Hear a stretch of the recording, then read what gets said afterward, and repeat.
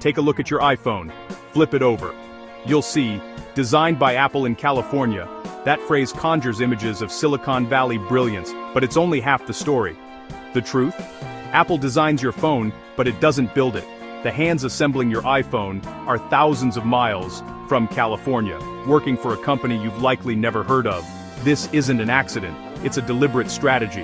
Apple's image is one of total control, but in reality, it's a design and marketing powerhouse, not a manufacturer. The actual creation, the industrial effort to build hundreds of millions of iPhones, is outsourced. The real maker of your iPhone is a hidden giant, operating on a scale that's hard to imagine. This company is the engine room of the digital age, intentionally kept out of the spotlight so Apple can maintain its pristine image.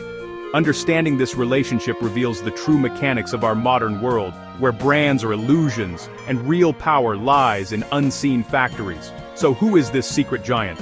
Its name doesn't appear on your phone or in Apple's ads. It's Hon-Hai Precision Industry Co., better known as Foxconn. Foxconn is the company that truly builds your iPhone.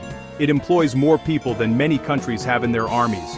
Its factories are entire cities, dedicated to assembling the gadgets that define our lives. The story of your iPhone is, in reality, the story of Foxconn. The next time you hold your phone, remember, the real story is written in the hands of millions far from California. The inscription on your phone is a beautiful illusion, one that hides the true maker behind the magic. Apple's role in the iPhone is visionary, but specific. In California, Apple's designers and engineers create the blueprint, the software, and the brand. They decide the look, feel, and function, and write the code that powers your phone. But Apple doesn't lay bricks or assemble parts.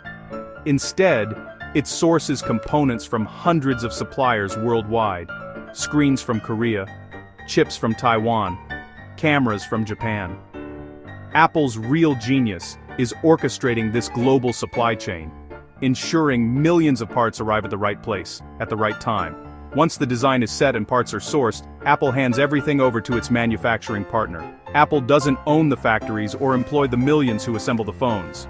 It pays another company to handle the immense, messy process of assembly. This contract manufacturing model lets Apple focus on design and marketing, while distancing itself from the realities of mass production. Apple supervises, sets standards, and controls quality, but the factories and workforce belong to someone else. This separation is the secret to Apple's profitability, massive-scale production, without the costs and risks of owning the world's largest factories.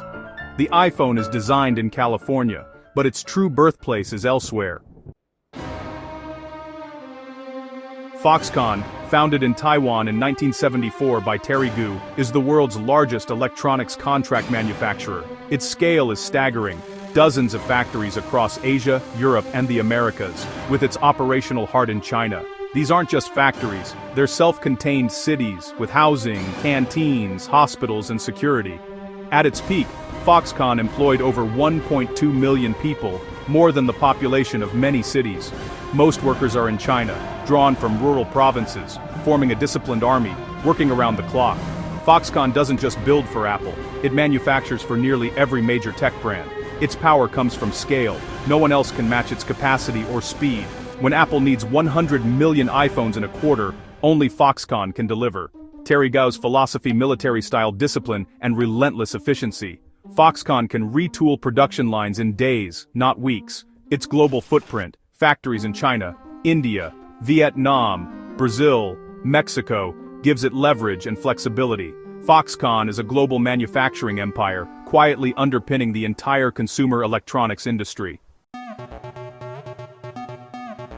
The heart of Foxconn's iPhone operation is Zhengzhou, China, iPhone City. This single complex produces over half of all iPhones sold worldwide, employing up to 350,000 workers. The campus covers 2.2 square miles, with 94 production lines churning out 500,000 iPhones a day. Life inside is intense. Workers live in dorms, wake before dawn, and perform repetitive tasks for long shifts. Each worker might spend hours polishing screens or inserting screws, repeating the same motion thousands of times. The infrastructure is massive canteens, fire brigade, TV network, and buses, all within a closed ecosystem. This design keeps the workforce close, ready for overtime when a new iPhone launches. The environment is governed by strict rules and relentless pressure to meet Apple's quotas. Every second and movement is optimized for speed. While conditions have improved, the work remains high pressure and physically demanding. It's a world away from Apple's Creative California image. This is the hidden reality of your phone's origin: immense scale, discipline, and human effort. The iPhone's journey begins in a place built for one purpose: making iPhones. Building an iPhone is a global symphony of logistics. Apple coordinates with over 200 suppliers: glass from Kentucky, chips from Taiwan, cameras from Japan. All these parts converge at Foxconn's plants in China, timed to the minute. A single delayed component can halt the entire line, costing millions. Assembly is a marvel of human and machine collaboration. Hundreds of steps, each worker performing a specialized task at lightning speed. After assembly, each phone undergoes rigorous testing, software installation, and final inspection. Once approved, it's boxed, labeled, and shrink-wrapped. The finished iPhones are loaded onto trucks, then flown from China to distribution centers worldwide. Within 48 hours, a phone can go from factory floor to a London Apple Store shelf. This breathtakingly fast pipeline is powered by Foxconn's scale and precision. The iPhone's journey is global, but its heartbeat is in Foxconn's factories. Every device is the result of a perfectly timed worldwide ballet. Apple almost never mentions Foxconn by name.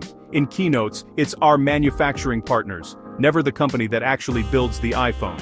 This is intentional. By keeping Foxconn in the shadows, Apple maintains the illusion of total control and American innovation. The "Designed in California" slogan works because consumers aren't confronted with the reality of Chinese megafactories. Outsourcing also shields Apple from controversy. When labor issues arise, Apple can claim it's just the client, not the employer. Foxconn benefits too. It operates in anonymity, focused on efficiency and securing massive contracts. Its success depends on delivering millions of products on time, not on public perception. The relationship is symbiotic. Apple gets world-class manufacturing without the headaches. Foxconn gets a steady stream of enormous orders. Apple provides the brand and desire. Foxconn provides the industrial might.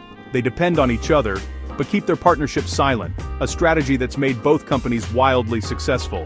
Behind every iPhone is a partnership built on secrecy and mutual dependence.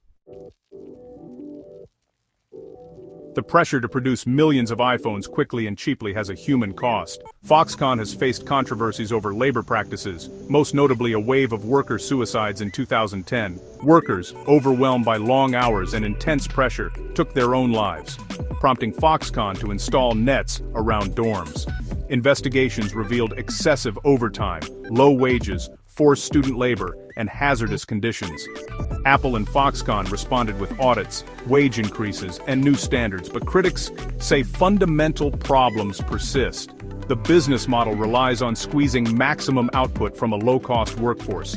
Consumers want the latest tech, fast and cheap. Companies compete to deliver, and the pressure falls on factory workers.